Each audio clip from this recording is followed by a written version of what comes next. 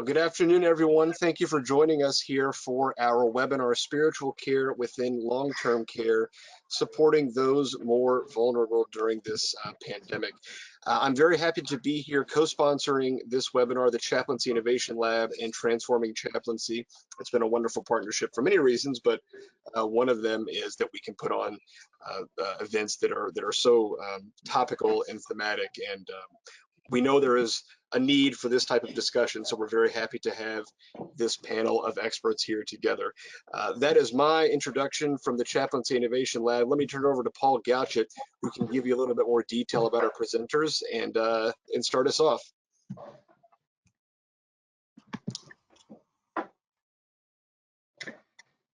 Greetings, everybody. Hi, my name is Paul. I get to be a part of Transforming Chaplaincy through my role as the convener of the Hospice Palliative Spiritual Care Research Network, which is a mouthful. But as many of you know, Transforming Chaplaincy still is this vital organization, thankfully partnering with folks like the Chaplaincy Innovation Lab to do events just like these, especially at such an important time for all of us to stay connected and talking about what is happening within our own specific context. Transforming Chaplaincy continues on with its mission toward moving the evidence base for what is happening within chaplaincy care forward for how it is that we do our work and how we keep trying to do it better together. So in my day job, I am a research chaplain at M Health Fairview and connected with the University of Minnesota Medical Center. And luckily, I have a background in being from Milwaukee, not too long, but for about 3 years. And I'm so kind of pleased to say there's this weird kind of confluence of people from Milwaukee, including our first presenter today. That's Jana Troutman-Miller. I'm going to take a big breath here because Jana's got a lot going on. She is currently serving as the chaplain at St. John's on the Lake Retirement Community, as I mentioned, in Milwaukee, where she's also the chair of the Medical Ethics Committee. She's co-chair of the annual St. John's Symposium on Spirituality and Aging, and is also a spiritual director and teaching faculty at the Hayden Institute for Spiritual Direction. At least speaking for myself, I appreciate your contributions to our larger cognate organizations, where she has served on the board of BCCI since 2004, as co-chair of the Integrated Standards of Practice for Professional Chaplains Task Force, and currently serves on the board of directors for the Association for Professional Chaplains. She's the former chair of the Professional Ethics Committee and is the current chair of the BCCI Commission on Certification.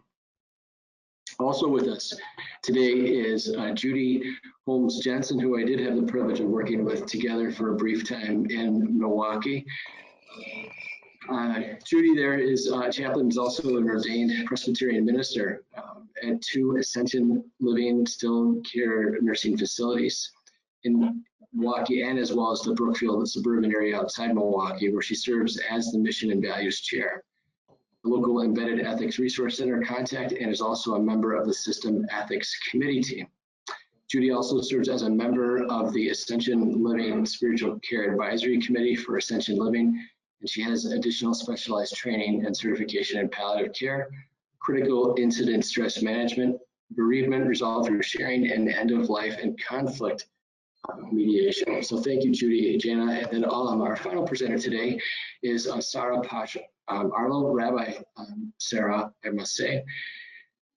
So there's a little bit here of content.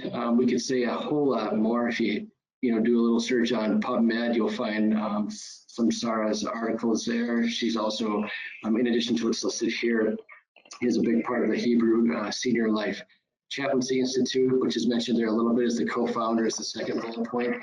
Why we're so glad that she's here among us is she serves as the director of spiritual care at Hebrew SeniorLife, overseeing a team of chaplains who serve in long-term chronic care hospitals, post-acute and palliative care. And I'm gonna have to admit, I don't know what CCRCs are, so I'm gonna look forward to hearing that.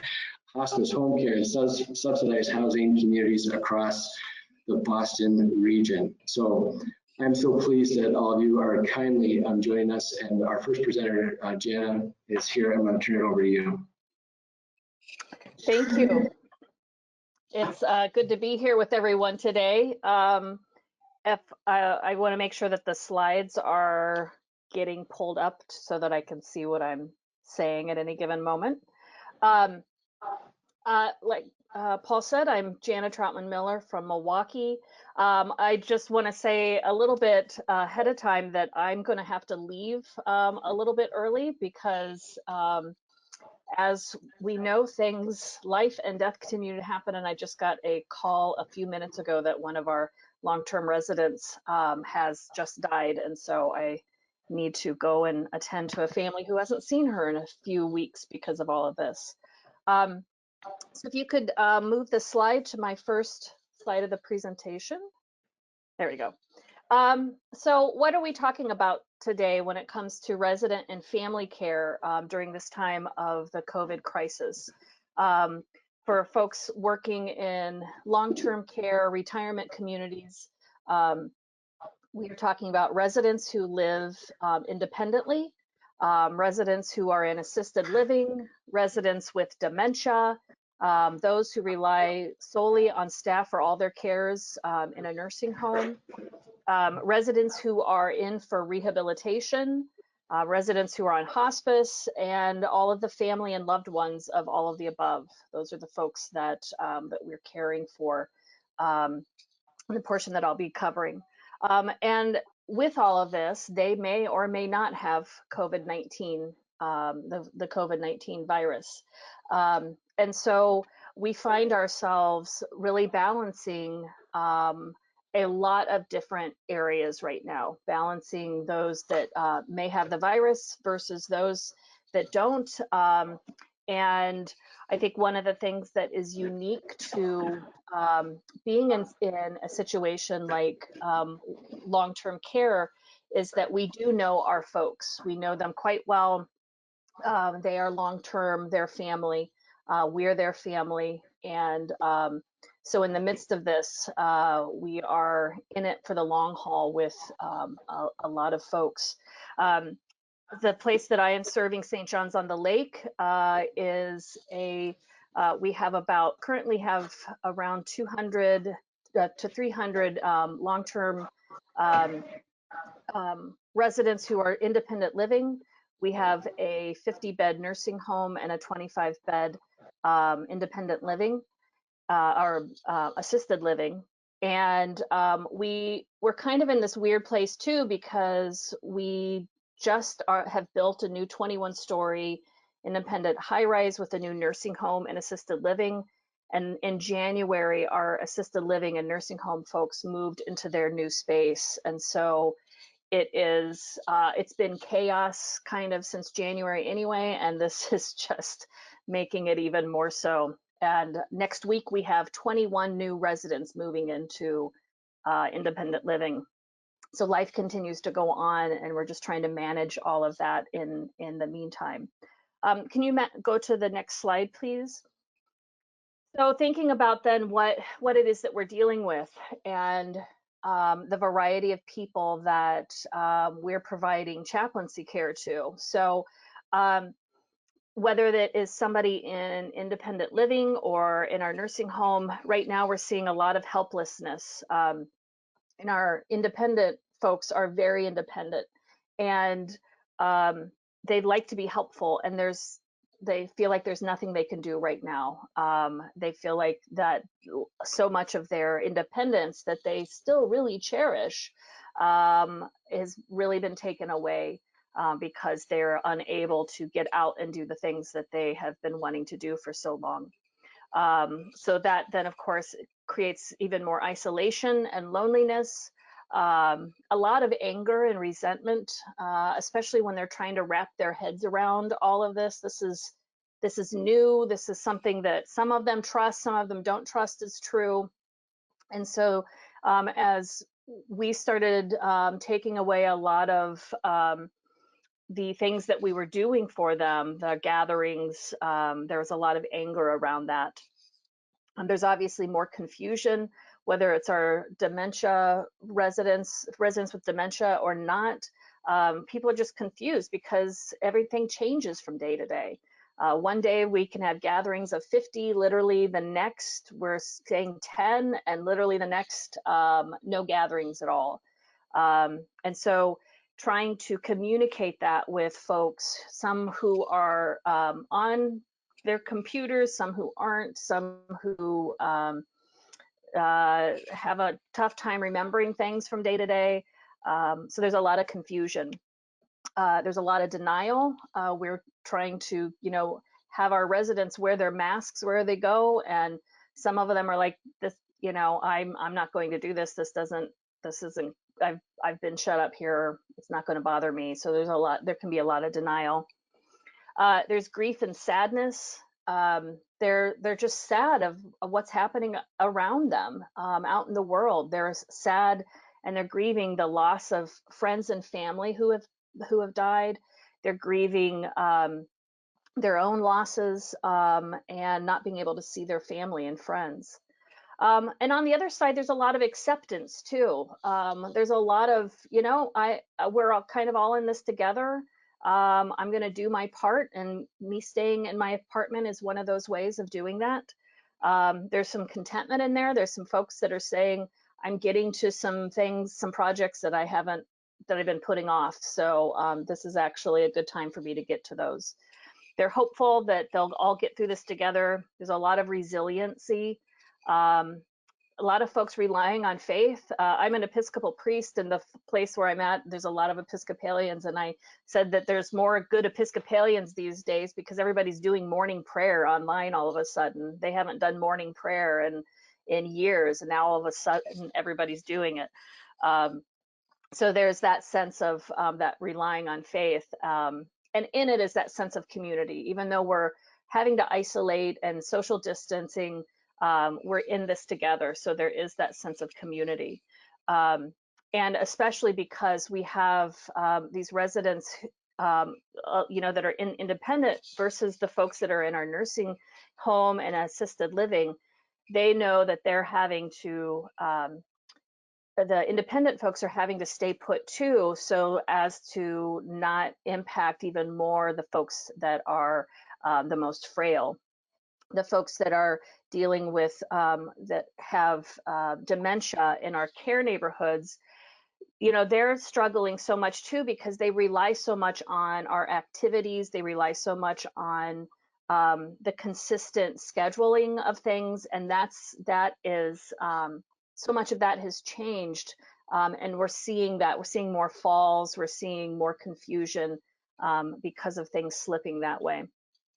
Could you go to the next slide, please? So some of the things that we can be doing as chaplains, again, whether it's with somebody with COVID or not, the spiritual interventions on individual basis and community-wide, being part of that, helping people connect with their family and friends via video chat and phone. Because I've been doing Zoom meetings so much for the last 3 to 5 years on things, I have somehow become the resident expert on video chat. So I helped staff get set up so that they could help residents as I'm helping residents. Providing spiritual support through lots of handouts.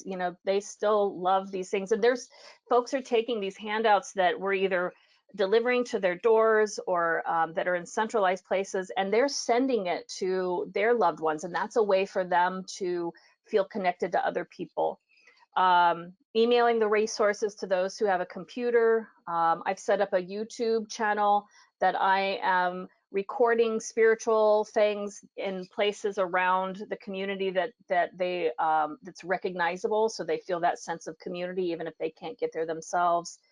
I'm making phone calls to people.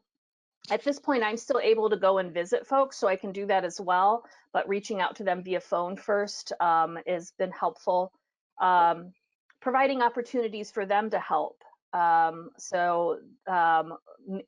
Folks are making masks, they're writing letters, giving money to different organizations, prayer, providing those ideas for them. The spiritual resources, giving them mandalas. We set up a labyrinth in our restaurant because nobody's using the restaurant, so we cleared out the tables and I put up a labyrinth there that people are using because they can do that one by themselves. The chapel and the sacred space is still open, giving them poetry, spiritual books and movies to read, that sort of thing. So just the variety of spiritual components. And then simply slowing down and being affirming, being patient with them and advocating, lots of advocating for the things that they need, and the spiritual support. Could you go to the next slide, please? And then the spiritual interventions for folks with COVID that are COVID positive. I think as chaplains, the thing that we can do most is just make sure that our place has a plan for what you do, of what you are going to be allowed or not allowed to do. So we have had one person in our nursing home that was positive, and because we are so low on PPEs, I had to make the decision to not go in and see her because those PPEs needed to be saved for the folks that were providing direct care that way. So I had to make that decision along with the other folks. So know ahead of time what you're going to be allowed to and not allowed to, so you're not making it up as you go. If you are allowed to go in and do what you do best.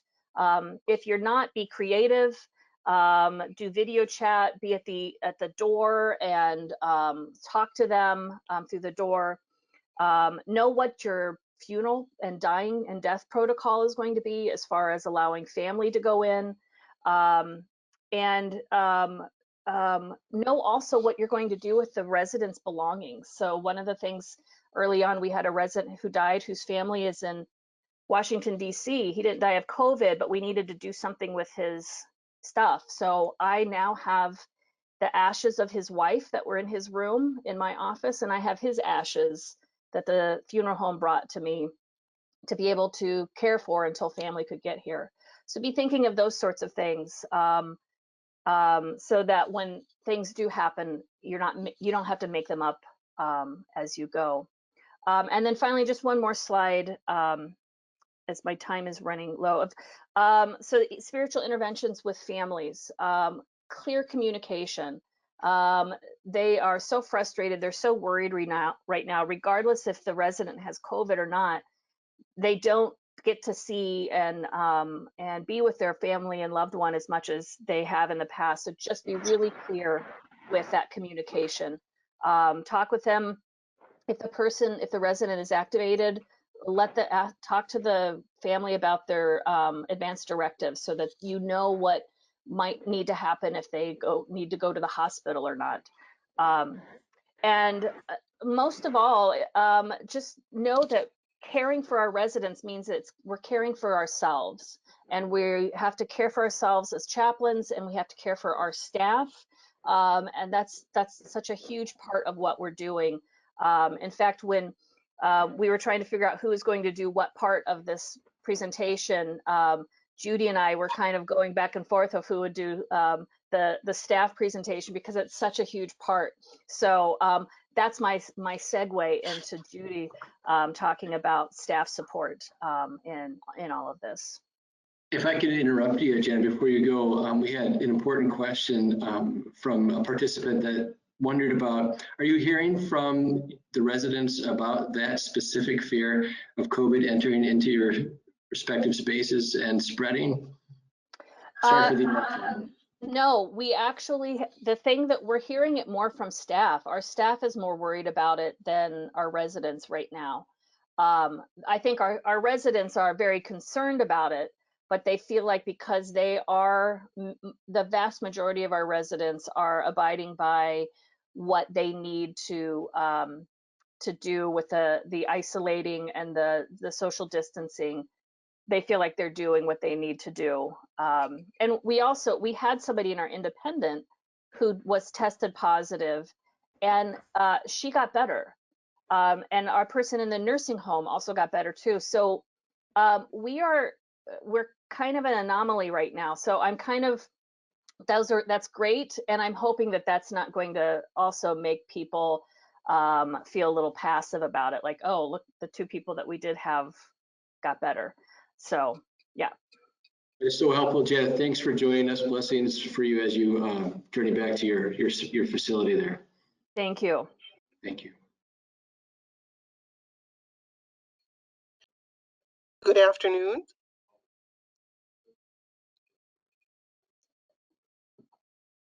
You're all set, Judy. You sound great. Thank you. It just went completely silent there for a moment. Thank you for having me. I think that segue that Jana gave me about the need for staff care is really appropriate for now. If you would like to switch to the next slide, please. You know, when we were dealing in ordinary times, we were dealing with people dying and there being comfort from the families.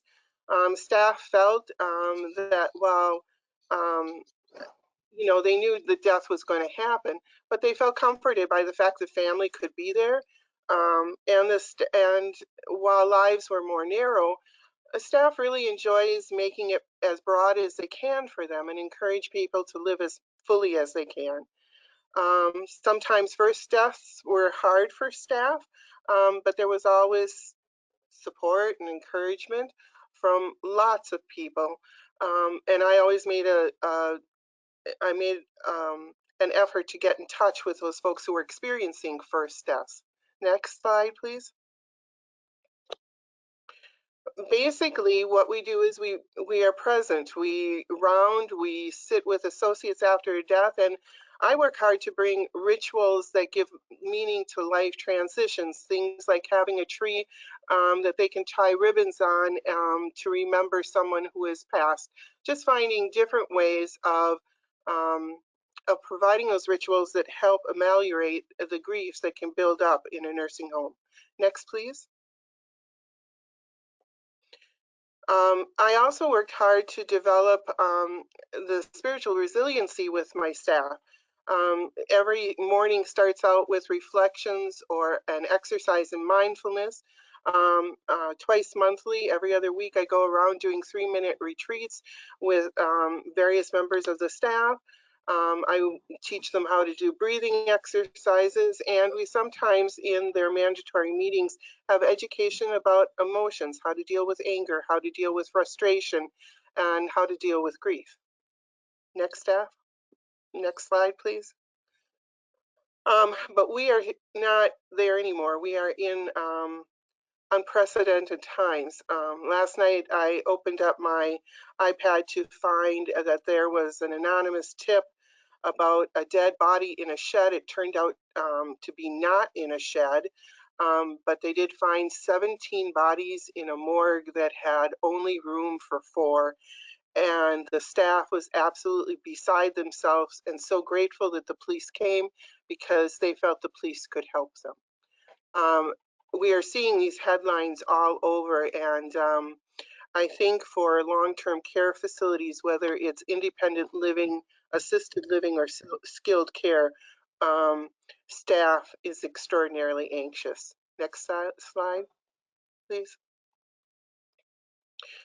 Part of what is happening for our staff is that there really isn't an oasis. When there's an outbreak of something, they can go home and be free of everything. But now the crisis is at work, it's at home, it's in faith communities, it's with support systems.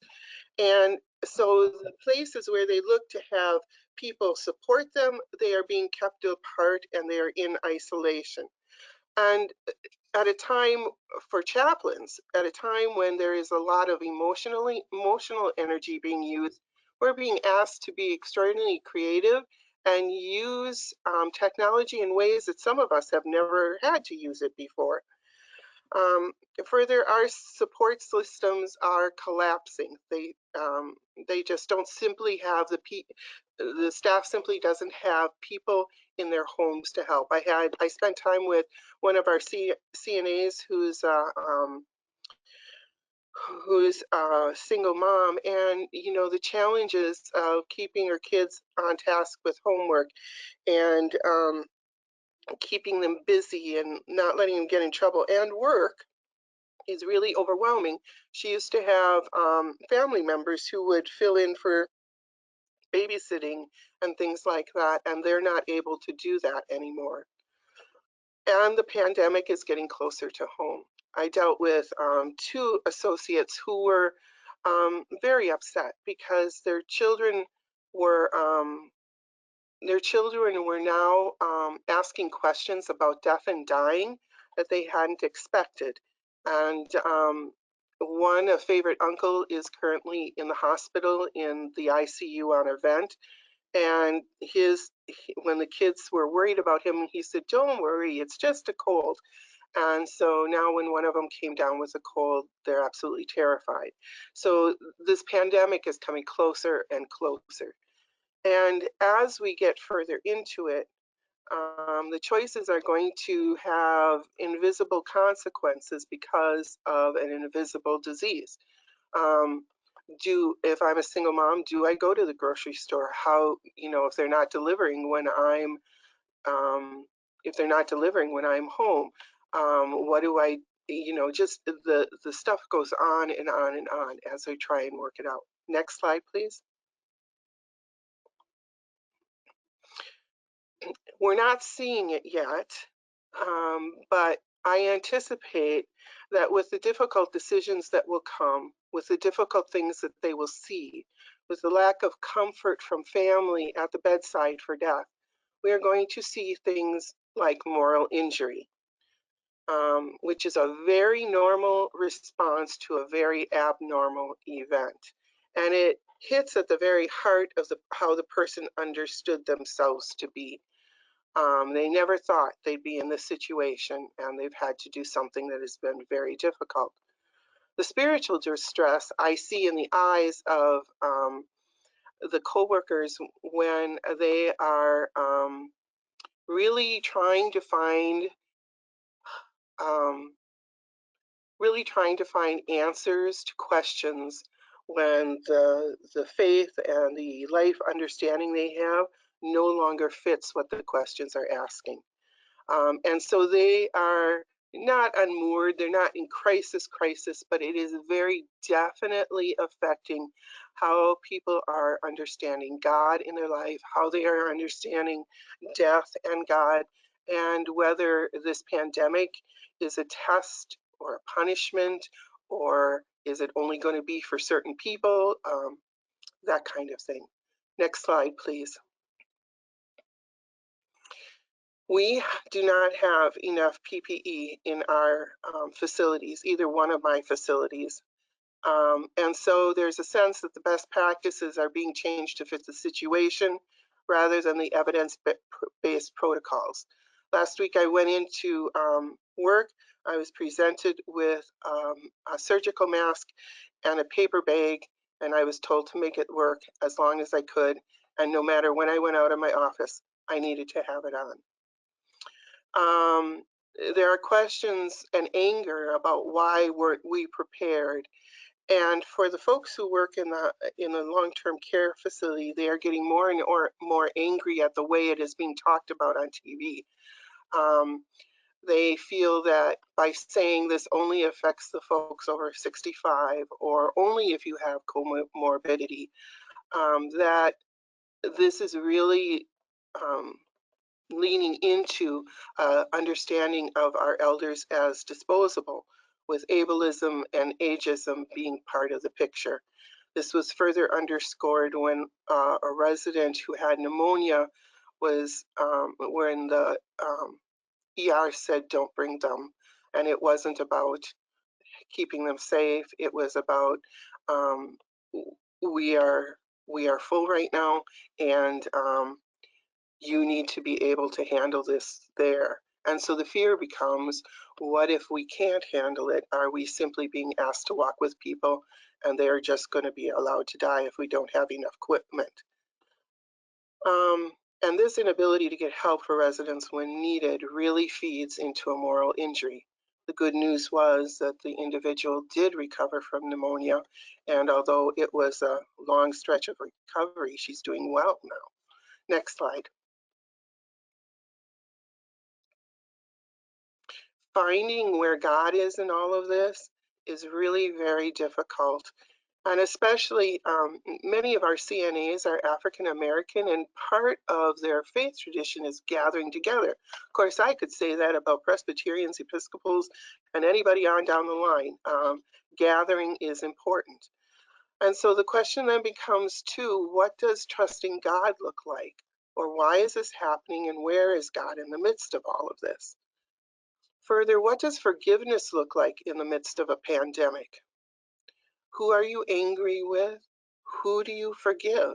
And what if the person you're angry with is yourself because you had to make a decision, or a decision was made and you went along with it, and you knew it wasn't what would have happened in an ideal situation?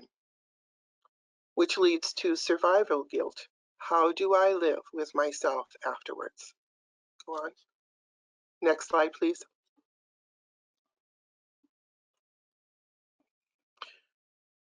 In reality, helping the staff develop spiritual resiliency in unprecedented times is very similar to ordinary times.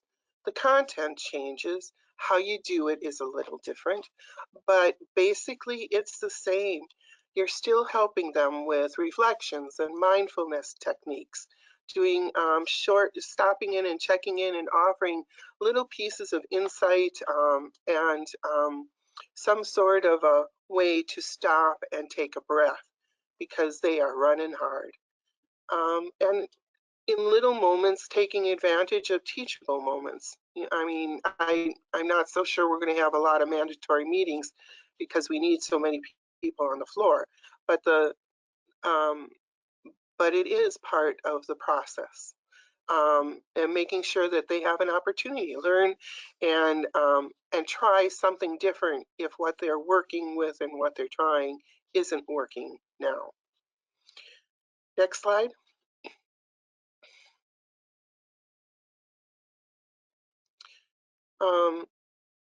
Being present is helpful. If you can't at a certain level because they say you have to be working from home and you can't be in the facility anymore, work with what you got. Telephone, whatever. If someone is no longer at work because of COVID, if the person who is contacting them, ask them to ask if they want the chaplain to call. And if they don't, that's understandable. But if not, touch base with them when they return. They will have feelings. Don't forget the leadership. The changes are coming so fast that one day on one item, we had 5 changes within the day. I feel like a top sometimes as the way it turns and turns and turns. I encourage wellness, eating well, rest, exercise, and I am making sure there are plenty of EAP handouts are out and about. Finally, remember that you work in a team, and you may not have an idea of where to get information or help regarding a situation, but somebody else does. So work with them as a team, and also know when and where to refer someone when they're dealing with this anxiety, illness, childcare, and grief. And it's also good to ask how an associate would like their needs met. We often do that for our residents, but finding out what they need is really important and key to helping them cope with the situation. Next, please. Next slide, please. I think that we are not through this whole situation yet, and I think right now everyone's running real hard. So be aware that there might not be time or even energy to process what the staff and the associates are going through. That time will come, and it is important that we are ready and able to hear those stories and feelings.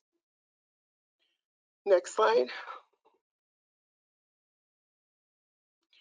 Another way you can support staff is by advocating for them. Encourage leadership to find ways to support your staff. Clear and transparent communication. Ascension Living has provided financial support for childcare and elder care for our associates. One of our facilities has made meals free for the staff who are working, so they don't have to think about going out and shopping and doing all of that stuff. Making reflections and meditations easily available on a shared drive or where the folks are eating, wherever you can, so that when they have a moment, they have it at just right at the tips of their fingers. And in all ways, speak to grace and hope and perseverance and gratitude in the midst.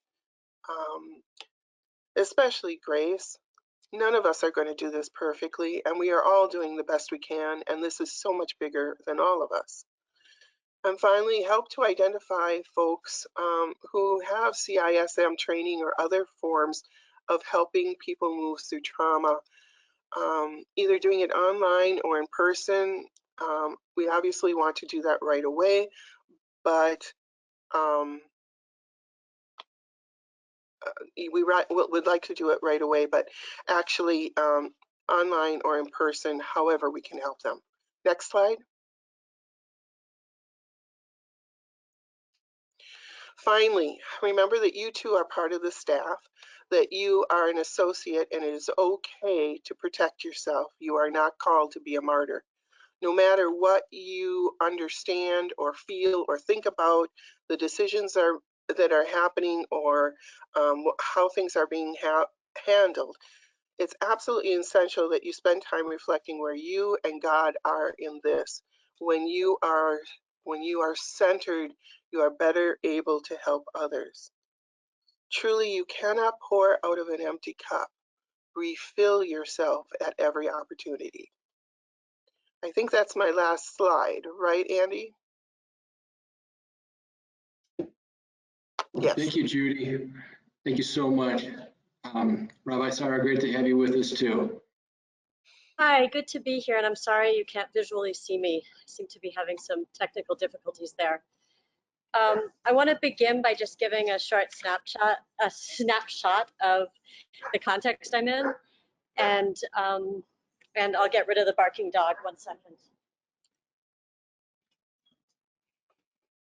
So I'm working in a long-term chronic care hospital, as well as the many other sites, the CCRCs or Continuum of Care Retirement Communities. Where we are in this moment is that we have had just completed full testing of 400 patients in the chronic care hospital. And it's unfolding now that we have a large number. It's posted daily on our website, so I'm not going to say it right now, but we have a large number of people suddenly worsening and dying quite quickly in chronic care hospital. That said, at any given time, others are remaining asymptomatic until they get short of breath, and then a few hours later. We have a population that is incredibly acute, but many have been with us for quite a long time. So it's not your normal skilled nursing population, but it is a long-term hospital where people know people over a period of time. The chaplains are bedside and FaceTiming with families. They're with people, with patients as they are passing. And they're supporting staff who are accepting a new routine now that PPE is better in place, and many of those who were initially absent have returned to work. That is, staff who needed to take care of things or who had a family member they needed to take care of before they could return to work. There's also just a lot of sadness by the dramatic losses. Throughout the organization, though, we have we have some places that are very high right now, meaning we have 2 housing communities that have had no cases whatsoever and have kept people very safe. And even in the long-term chronic care hospital, I was on a call today where it was recognized that we've caught the cases that we have. After a few days of testing, the curve is not going up. The percentages are not getting greater. So there's a feeling of having sort of seen the beast and now working with it. So that's sort of the snapshot. And I'm working with a group of chaplains who serve throughout these sites and for whom the daily situation can be really different. Our continuum of care retirement communities are relatively calm, but there's a tremendous amount of pressure on the staff who are working quite heroically. Please go to the next slide. So the first question I really had to deal with in my leadership was making this decision in the chronic care hospital context as to whether chaplains are essential and whether they were going to be there in person with patients. And that was a hard decision, really, because it did mean spending time with my staff, just saying, you know, are you ready to be up for this? And I have nothing more than incredible respect and admiration for all those who stepped up, and also knowing myself that I'm triage for those folks. So I was ready to be there as well. And then personally, as an administrator, handling the tension of, so far I've been utilized, I've had to do a tremendous amount of remote work, but have not been on site alongside the chaplains on my team who have been. I've had whole days where I'm just getting calls from different chaplains on the team and working with them to help them maximize their abilities to do all the things that Jana and Judith have talked about, and just being there to back them up and to hear them and support them, and to be able to transmit the daily changes and updates that are necessary. The other things that were happening at the beginning are, for example, I got the call asking for me to give the information on what the funeral homes were going to require, and figuring out what pandemic funeral home policies were. Similarly, I got the call from our own morgue saying we're coming up on 3 days of Passover, when the first 3 days generally we would possibly not transfer bodies. And I just made the immediate decision that we were going to, and then had to sort of work with staff who felt like that wasn't the sacred thing to do, and just all the ramifications of making religious decisions. That's also true for all the Passover decisions with our kitchens around kosher and all of the things that came with the holiday. So I probably had a week of just managing for Passover and Easter all the organizational level decisions, and making it good and fine and sacred to have sort of pandemic religious observance in place. The next piece was really with our CPE program, deciding that we were going to continue giving students the option to continue working, because our students, thank God, were seen as parallel to our nursing students who were allowed to continue. So we had students choosing to be on site, and really supporting and honoring that choice. When we had our first outbreak in housing, just the immediate need for all hands on deck there, and also the immediate leap for technological programming. And in some ways, our chaplains led the way in terms of helping get places up and running for live streaming programs, and turning those into YouTube so that they could also be shown on the TVs or computers, or just all the different ways we've had to connect with people. And some housing communities where we could only use telephones, and then how do we do that to the best of our ability? Just all the different technology pieces that chaplains had to work with. In the midst of this, I was also, we own a cemetery, and I can be an advocate for making sure that, for example, the Jewish Cemetery Association has said now that they're not doing Sunday funerals after 3 days of holiday. That was a tense moment for the funeral homes, and how do we just negotiate sort of all the places where the senior home overlays with the community. Another dynamic one has been every day our policies based on what PPE we have in place that day as to whether people can move between floors and move between settings. I have some chaplains, such as my Russian-speaking chaplain, who usually goes back and forth between a housing community and the chronic care hospital, and how to reorganize that so that we are keeping staff in one place. Similarly, keeping staff on COVID floors versus non-COVID floors as we've developed those. We've had one staff member who was homesick, never tested COVID positive the one time she was tested, but it was sort of pre-tests that it would have happened. So I have one staff member who probably has recovered from COVID, and one student who is homesick with COVID. So all of that is a feat of really keeping people connected and supported. Next slide, please. So another dynamic to what has been going on is I had a realization at the beginning of last week when I had an ethics case where I realized that the logic we were using to address it had changed in light of this is 2 weeks ago, I guess now, in light of the pandemic. And so realizing that we needed to update our policies, and they had to be done really quickly. And so just in case this is helpful to people who haven't done this yet, or if you have, I'm happy for discourse about this. We added a section to our advanced directive policy, basically titled "In the event of a national healthcare crisis," and it wasn't until last Monday that the state put out their crisis standards of care, and so had to sort of I became the person in the institution who had memorized that and who could really work with that in relation to the decisions that had to get made. So in our advanced directives, we now put in a clause saying that code status will be reviewed with all patients to deal with situations where hospitalization may not be a choice or present greater risks in the care we can provide on site.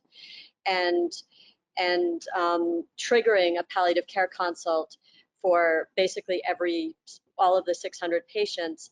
Understanding, I will say right now, that we are not even New York went to crisis standard of care fully, but the way the guidelines are presented, it is such that any particular organization could have moments or situations where they need to follow these guidelines based on scarcity in the moment or a situation in the moment. And so, and what we're finding also is that there are many patients who might not have been DNH, do not hospitalized, but in light of the COVID pandemic and the care that we can give on site, would prefer for their patient not to be alone in a hospital should they become sick. So, but rather in our care where we can do basically everything but intubation. So that's a big piece of the work right now. We also did an addendum to our harmful and ineffective treatment policy because in light of the emphasis on public health right now, it changes it. And you'll see that when I go through 2 cases quickly, which is that the logic, the calculus for how you look at an ethics case has changed in this time. Similarly, we had a moment when we realized that CPR had changed and how we related to CPR because we needed to make sure we were taking into account the risk staff go through in performing it should they need to perform CPR. And similarly, if we didn't have the access, if we didn't have access to hospitals, to ICU beds, but most importantly, the staff safety and the fact that we might have fewer staff available to come to a code given the pressures on staff right now. Next slide, please. So I just wanted to use the last 2 minutes of time here just to quickly highlight 2 cases that have come up that are changed by the situation.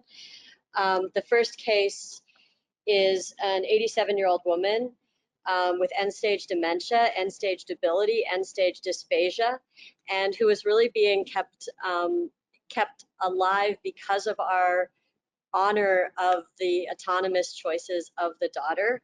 And that's something we can usually do. If a family member wants us to go and be doing aggressive care to keep someone here, we do that.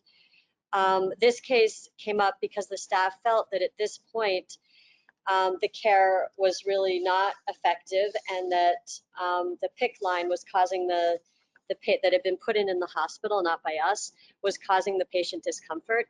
And they didn't want to be doing aggressive care on this woman. They felt like it was making her suffer. And the daughter was persisting. What the staff was also really fearful that this patient would suffer more if she had to go to the hospital. And it was really evident in the ethics meeting we did with the daughter that she understood that in this context, there was pressure on staff, there was pressure on the hospitals, and that she needed to be in line with us, and that things that had seemed the most important before were not, were rated differently now. And so reviewing some of these harmful and ineffective cases has been really important to take some pressure off of our staff and realign our balance of care. In doing that, another case that came out very differently, and I'm just about maxing on my time, so I'll just give a quick thumbnail of this. When we had to really say no to family members being there, we have had some cases, like I think many of you, where we have a child who's basically moved in for the daytime hours, and we are potentially a day program for them. And extracting some of these folks was very painful and difficult. And in one case, really, the staff worried that without the child, we also had to ask all private aides to go, so there were fears about just how patient care would be during those times if we had the staffing to manage some of the sort of like hourly eating, you could say, that people were doing when they had some level of dysphagia. And so in this case, the staff was very worried that with the daughter gone, that there would be sort of a systems breakdown, and that if the mother got sick and died during that time, that the daughter would be, that we would be in just a terrible situation. And because the mother had remained full code and they didn't want to have to see this mother go to the hospital.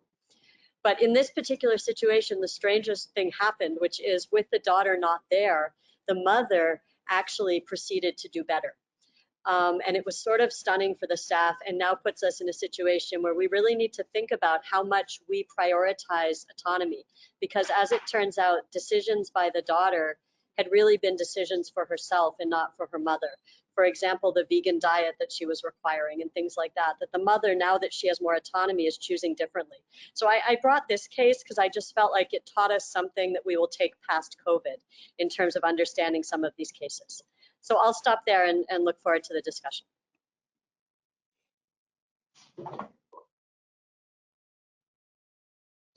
Thank you so much, Sara. That was great, and a cliffhanger of a case there at the end, but a really powerful teaching, especially. Michael, I'm going to request that you kindly, you know what you're doing here with this, all the bells and whistles. If there's some questions from folks, and I don't know if there are.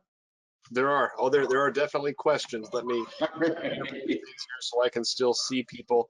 And I'll give the proviso as well that, of course, Jana Troutman-Miller had to leave early on to tend to a family. So if the question applies to her, I apologize. We'll have to skip over it. In all of these, I should say, these are all direct. What can we do right now? So I very much appreciate these questions.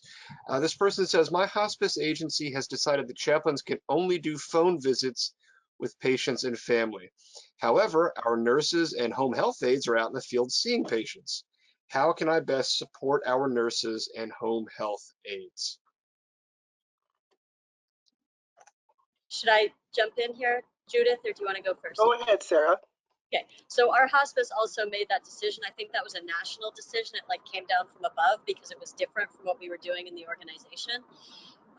And what we have tried to do is, while the chaplain is doing telechaplaincy with patients, and the group meetings are on Zoom with staff, but when a staff member can use support individually for grief, there still is the opportunity to meet up with staff individually and give them support. I would say just meeting with the staff members, and when they have their IDT meetings, making sure that they have room to talk about some of the feelings about this. I'm not sure, I think everybody knows how really unprecedented this is, and yet I have the sense that at some point down the line, we may see people feeling resentment, or I'm not sure what to call it, that some folks go out, other folks don't, and yet most of the chaplains I have talked to really want to be on the front lines. It's other things that's holding us back, like a lack of PPE, and we need to save that for our nurses. I think that's a really good segue to one of these other questions. And Judy, you hinted at this earlier, but I think it'd be good to go into it in a little bit greater detail while being mindful of the time here for everyone. One person would like to hear a little bit more about the ethics of caring for ourselves or for chaplains and the mandate of caring for residents. You know, you mentioned this, that you're not called to be a martyr, but of course, everyone is going to have a different, sort of thought on that. So if you could elaborate on that a little bit, this balance between keeping yourself safe, but also being present for residents. I think, I believe that every chaplain has a different health quotient. To ask somebody who has some of the vulnerable, some of the issues that make COVID possibly fatal, I think it's okay to be talking with your supervisor about how you might best help the team. We all have different capabilities, and perhaps it isn't about visiting the residents. Maybe it's more about helping the staff and doing newsletters and putting together worship services that are easily transmitted to people and things like that. I just don't. I think chaplains are also valuable to their families, and I think it is important that we honor that they are also people, and that we try our best to balance all of the situations and not just expect that somebody is able to walk into a room like that. I also have, it's been very important that we honor the choices made by the chaplains themselves, and that really the people who are on the front line going in feel confident and that's their choice. That's sort of the odd balance, because I think I was only able to make the decision that they would be essential because I had people willing to do that. And I think given the option for telechaplaincy, although I have to say, with the number of folks with dementia, we had to have some people on. So if the people who usually were in those jobs couldn't be there, then I would have probably stepped up or had found other chaplains to be on site. So I think it is having a bit of enough people to deploy people as is right for them.